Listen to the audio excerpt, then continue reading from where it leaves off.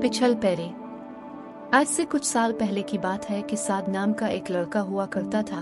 कहते हैं इस पर किसी बुरी आत्मा का साया हो गया था जिसने इस लड़के की जान ले ली। आखिर साद पर वो असरात आए कहाँ से, और ऐसा क्या हुआ कि साद की जान चली गई?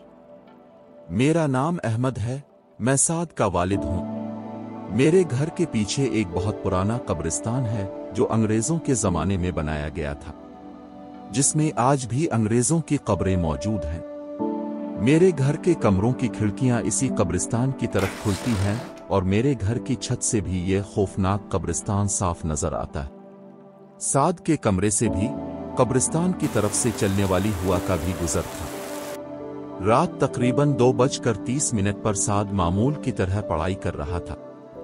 खिड़की से बाहर झांक कर देखा तो दूर दूर तक किसी का नाम व निशान तक नहीं नजर आ रहा।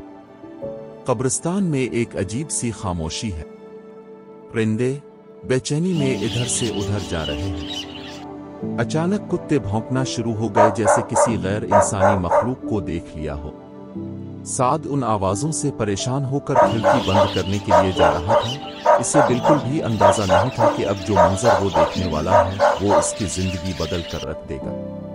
साद खिड़की के पास पहुंचा और उसने देखा कि एक औरत ने मैली कुचैली चादर पहनी हुई है और कुत्ते ने इसे घेर रखा है और वो औरत कब्रिस्तान की तरफ जा रही है। साद तशवीश के आलम में अपने घर से बाहर निकला और इस औरत के पीछे गया।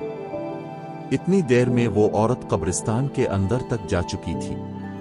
साद ने सोचा कि रात के इस वक्त कब्रिस्तान में जाना ठीक नहीं, लेकिन इसका दिल कुछ और ही कह रहा था। फिर वही हुआ जिसका डर था। साद इस औरत की कब्र तक पहुंच गया और अब वो इस औरत के सामने खड़ा था। साद ने इससे पूछा कि वो कौन है और इतनी रात को यहाँ क्या कर रही है। अब इंसानी हड्डियां चटकने जैसी आवाज आती है। इस औरत ने बगैर मुड़े अपनी पूरी गर्दन पीछे घुमा ली। उसका खौफनाक चेहरा साद की तरफ था और बाकी का जिस्म दूसरी तरफ। साद ये सब देखकर अपने होश व हवास खो बैठा और पागलों की तरह वहां से भागा। भागते भागते जब वो कब्रिस्तान के दरवाजे तक पहुंचा तो उसका पांव एक पत्थर से टकरा गया और वो जमीन पर गिर गया। सर पर चोट लगने की वजह से वो वहीं बेहोश हो गया। सुबह हुई तो मैंने अपने बेटे साद को वहां बेहोश पाया। मैं इसे उठाकर जल्दी से घर ले आया और उसने हमें रात को होने वाले हादसे के बारे में बताया। बस उसी दिन से इसकी तबीयत खराब रहने लगी और इसे अजीब दौरे पड़ने लगे। इसकी रातों की नींद उड़ गई। वो कहता था कि इसके कमरे की छत से खून टपकता हुआ नजर आता है और वो औरत इसके ख्वाब में आती है जिसकी वजह से वो डर के मारे सो नहीं पाता। इसी तरह दिन गुजरते गए और फिर एक दिन साद अपने कमरे से निकल कर आया। इसके कपड़े मैले हो रहे थे और हाथों पर नाखूनों के निशान थे। मैं साद की तरफ बढ़ने लगा कि अचानक इंसानी हड्डियां चटकने जैसी आवाज आई और साद ने इसी औरत की तरह अपनी गर्दन घुमा ली। अब उसकी गर्दन मेरी तरफ थी और इसका जिस्म पीछे की तरफ। देखते ही देखते साद की लाश जमीन पर गिरी हुई थी। साद की पुरस्रार मौत के बाद हमारे घर की फिजा बदल गई थी।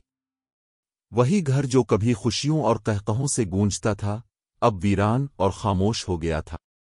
मेरी बीवी और मैं दिन रात साद की याद में तड़पते रहे। हमने कई मर्तबा मौलवियों और आमलों से रुजू किया ताकि साद की रूह को सुकून मिल सके, मगर कुछ हासिल ना हुआ। रातों को हमें साद के कमरे से अजीब व गरीब आवाजें सुनाई देने लगें।